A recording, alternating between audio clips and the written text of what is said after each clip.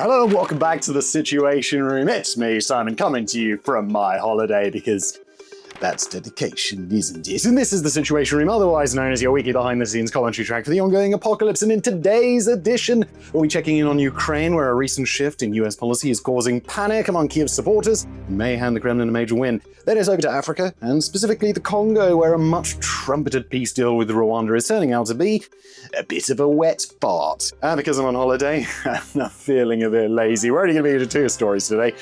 I said to Morris, yo, Morris, come on the story. 6,000 words is too many words, Morris.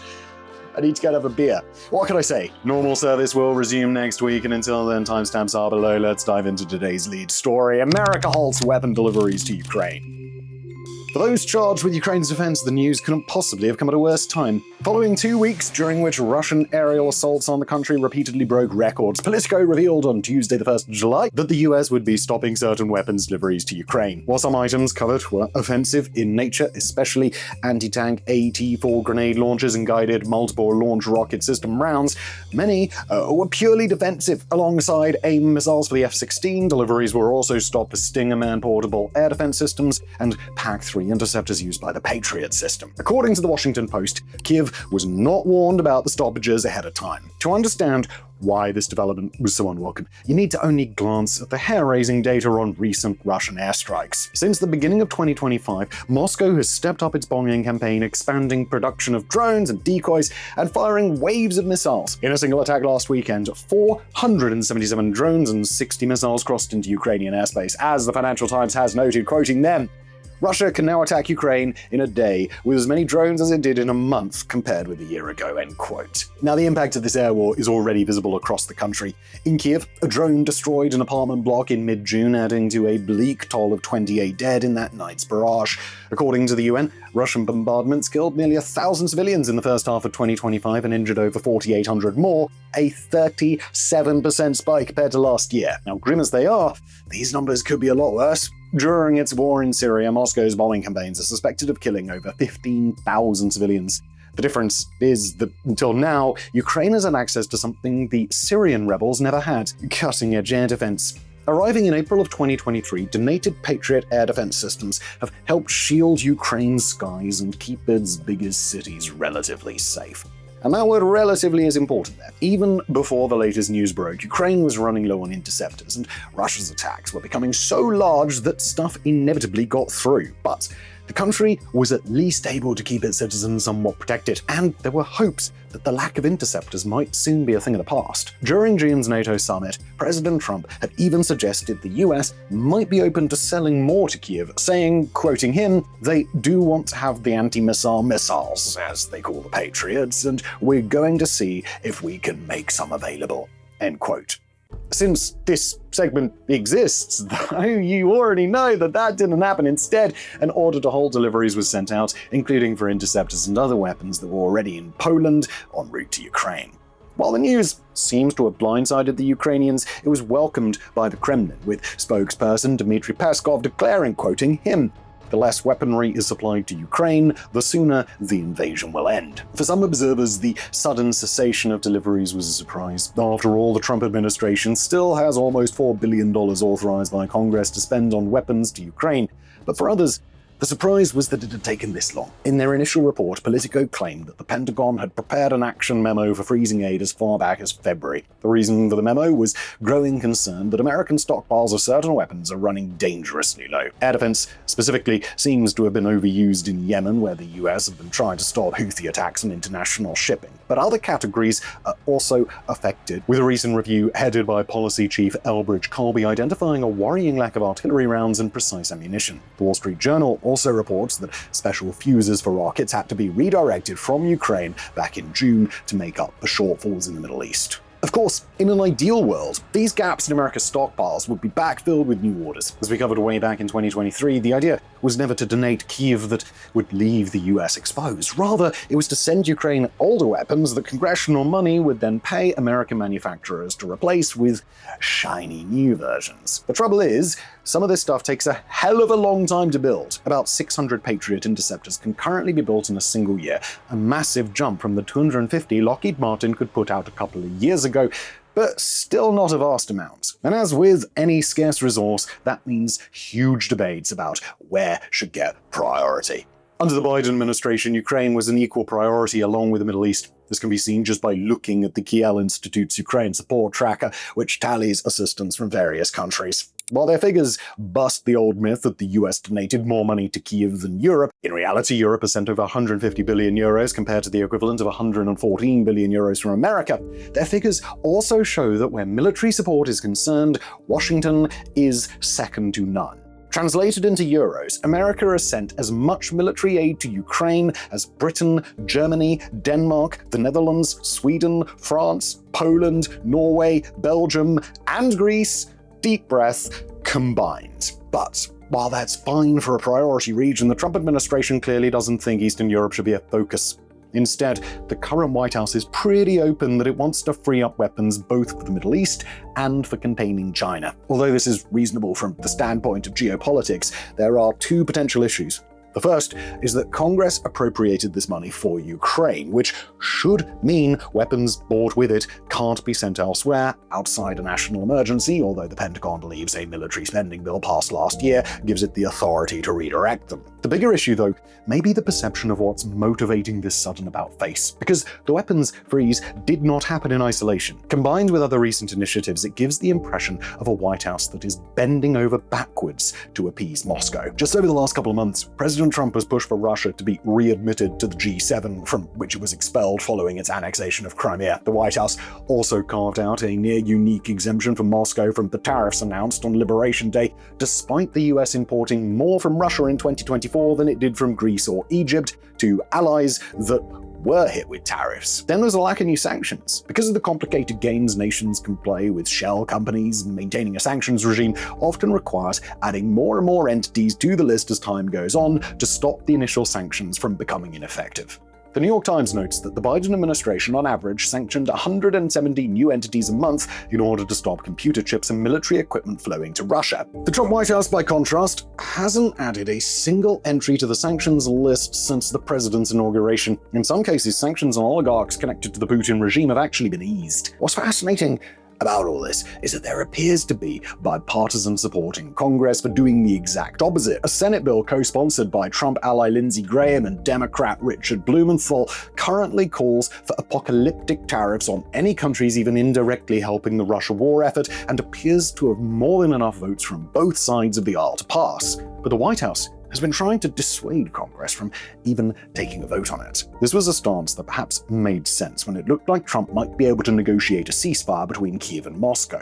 But that ship appears to have sailed when Putin ignored the president's repeated demands to stop bombing Ukraine. Given that Trump reportedly tore his close ally Benjamin Netanyahu a new one when Israeli jets appeared to be on the brink of a post-ceasefire bombing run on Iran, you might expect that he'd have even less time for a non-ally like Putin ignoring his requests. So far, though, the Russian autocrat has faced zero blowback for repeatedly crossing Trump's red lines. And now, that same autocrat has been granted one of his deepest wishes. As Economist defense editor Shashank Joshi noted on X of the US freeze on air interceptors to Ukraine, this makes it decreasingly likely that Russia bothers to negotiate seriously. Or as Viktor Kevliuk of the Center for Defense Strategies told the Financial Times, quoting him, "The absence of Patriot anti-aircraft missiles will lead to an increase in successful Russian military strikes on Ukrainian cities, which will lead to an increase in civilian casualties." Now, to be clear, there are plenty of weapons the freeze is not affecting. While the Trump administration doesn't appear to be in the mood to ask Congress for more money for future deliveries to Ukraine, the money already set aside should last several more months. And we should stress that shortfalls in Pentagon stockpiles really are a worrying issue, especially if the administration believes that a war with China is more likely than not. At the end of the day, though, every policy decision does have consequences.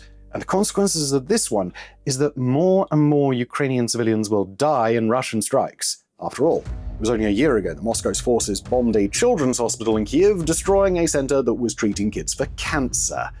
Other Russian missiles have killed children in maternity hospitals. By mid-2024, Human Rights Watch has estimated that over 1,700 medical facilities in Ukraine have been damaged or destroyed. For anyone with any knowledge of past Russian air campaigns, this should not come as a surprise. In a single 12-hour period in 2019, Moscow's Air Force bombed 4 separate hospitals in Syria. Despite Moscow's inability to keep Bashar al-Assad in power, the Kremlin seems intent on repeating this strategy in Ukraine, a strategy in which ordinary people are massacred in their homes and their schools and other places that don't have any military value.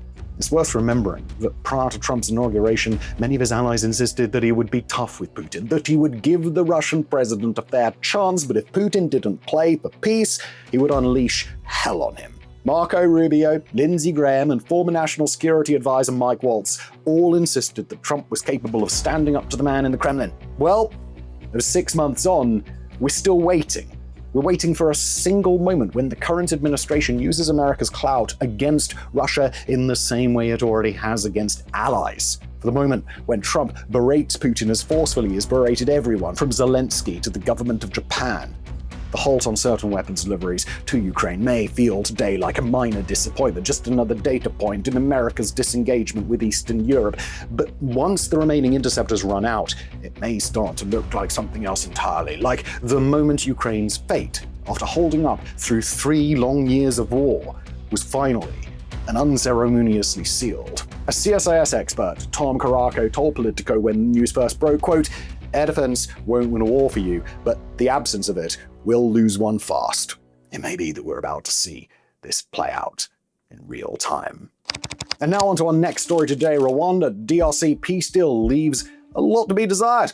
Now here at WarFronts, we've learned a few basic rules over time to guide our coverage, actively seek out the work of the best journalists and foreign bureaus that we can find, observe much more than we predict, don't be afraid to stand up to Somalia, and when a peace accord comes along, don't jinx it. But unfortunately, the ceasefire that we're going to discuss today is the one recently signed between Rwanda and the Democratic Republic of the Congo, where as much as we'd like to believe that a genuine peace could be achieved, well, there are a lot of real reasons to be oh so pessimistic. Now, we've covered the conflict in the Congo and the involvement of neighboring Rwanda at length here on this channel, so check out those episodes if you're interested, after you've given us that sweet, sweet watch time on this one, of course, don't go anywhere.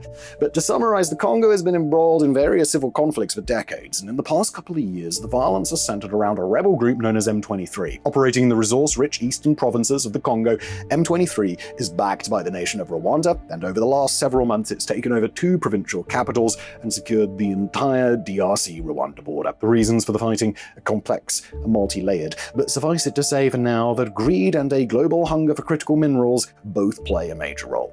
Just a few months ago, M23 appeared poised for a march on the Congo's capital of Kinshasa, where autocratic leader Felix Tshisekedi has found himself in a very vulnerable position. So when the United States got both Rwanda and the DRC to sign a peace deal, finalized on Friday, June 27th in Washington, that was genuinely good news for the region. Per the terms of the deal, Rwanda and the DRC commit to respecting each other's sovereignty, territorial integrity, and right to coexist. They each vow to stop funding or supplying armed groups in any way while avoiding direct hostilities with each other. Both nations agreed to create a regional economic arrangement, quote, to expand foreign trade and investment derived from regional critical mineral supply chains. End quote. The deal opens the door for an anticipated flood of US investment into the region, done in partnership with the US government, primarily targeting the Congo, but also opening up new trade avenues with Rwanda. It'll also provide a path for ex-rebels to reintegrate Congolese security forces after fighters are personally vetted and found to be both loyal to the Congolese government and free of a checkered past of human rights abuses. The leaders of both nations, Felix Tshisekedi of the Congo and Paul Kagame of Rwanda, are due back in DC in a few weeks' time to sign a more extended version of the agreement. Well, it all sounds great in theory, and while we here at WarFronts would be very happy to herald this deal as a genuine success, that just doesn't appear to be the case. Instead, the deal comes with a number of concerning oversights, not least of which is the fact that the M23 rebel group simply isn't a part of it. Unlike the Rwandan and Congolese governments, M23 was not asked to Washington, was not asked to partake in the negotiating process that led to a final draft. And while it's quite transparently obvious at this point in the conflict that M23 is supported and backed by the Rwandan government, it is not clear that Rwanda is able to fully control M23 in the way that this peace arrangement would suggest. Just like any other proxy force around the world, M23 is a complicated organization with its own leaders, priorities, and interests beyond the interests of its foreign backer. Rwanda and M23 do want a lot of the same things. M23 is at least partially dependent on Rwanda's support, and M23 has seemed to be happy to facilitate Rwanda getting what it wants. But all of that can disappear oh so very quickly if M23 and Rwanda's interests were to diverge, and M23, bitterly opposed to the Tshisekedi government and quite accustomed to the spoils of war, may not come along nearly as happily as Rwanda, the Congo, or the United States may imagine. The deal does not address M23's control of the cities of Goma and Bukavu, meaning that it doesn't give the Congolese government recourse to get control of those cities back, but it also doesn't give M23 any assurances that the Congo won't try to take those cities back by force. In fact, M23 could very well read this situation, where Rwanda commits to stop backing rebel groups and avoid wars with the Congo, as a convenient opportunity to abandon M23 if it wishes. That could happen today, or it could happen at any point in the future if Rwanda were to suddenly decide that backing M23 no longer served its interests. From the perspective of M23 itself, this is a deal that it wasn't included in, that doesn't account for its interest or respect the strength of its armed forces, and might lead to M23 getting sold out. At the same time, there's no telling what sort of backroom communication M23 and Rwanda might have had about this deal, and when we consider the likely possibility that M23 and Rwanda remain closely in league, the deal doesn't get any better. Rwanda has agreed to stop backing the rebel groups and to not attack the DRC directly, but it's critical to note here that Rwanda has never admitted to using M23 as a proxy force in the first place. By Rwanda's own telling, it's just protecting its own border and engaging in operations against ethnic Hutu clans who it alleges were participants in the 1994 Rwandan genocide. That is to say, if we take Rwanda's official version of events on its face, then Rwanda is just agreeing not to do things that it was never doing in the first place. That includes reportedly sending several thousand Rwandan soldiers into the DRC to support M23's paramilitary operations. But if Rwanda feels that this deal is structured in a way where its plausible deniability isn't compromised, then it might believe that it simply doesn't have to change anything moving forward. In that way, the deal's failure to account for M23 leaves a dangerous loophole in which M23 itself isn't actually constrained to anything, the DRC hasn't agreed to not fight M23, and Rwanda can claim non-involvement today just like it did yesterday. And elsewhere, the problems just keep on piling up.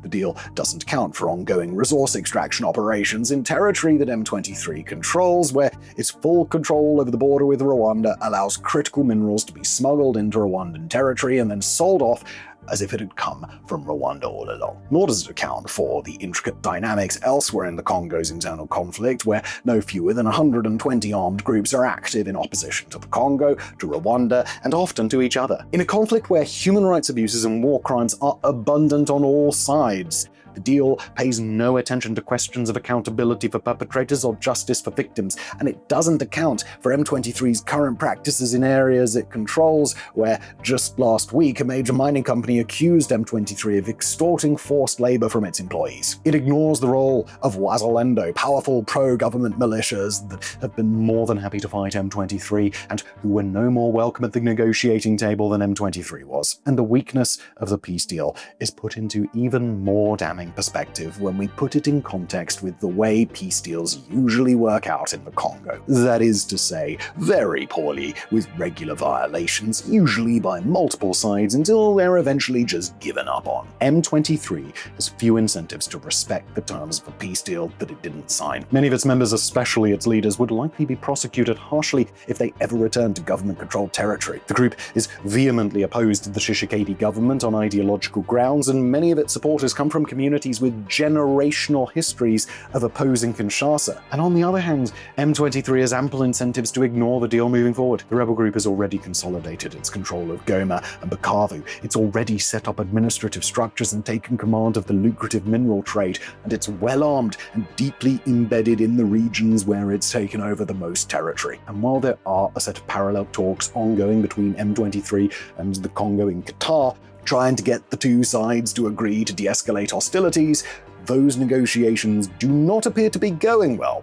Congolese citizens who've been interviewed on the ground by foreign press almost unanimously agree that the deal signed in Washington won't bring an end to the fighting, and many regard it as a deal in which the Tshisekedi government sells out the nation to benefit himself and the rich nations of North America and Europe. And no conversation of this peace deal could be complete without accounting for the wild card of the Congo conflict. Ex-dictator and certified Tshisekedi hater Joseph Kabila. Kabila's recent return to the Congo after years in exile and the collapse of a power-sharing agreement with Tshisekedi is something we've covered in a prior episode. But the implications of his return are worth discussing again. When he arrived to the nation that he once ruled, Kabila touched down in areas controlled by M23, and he has yet to travel toward government-administered areas where the current government has vowed fierce prosecution.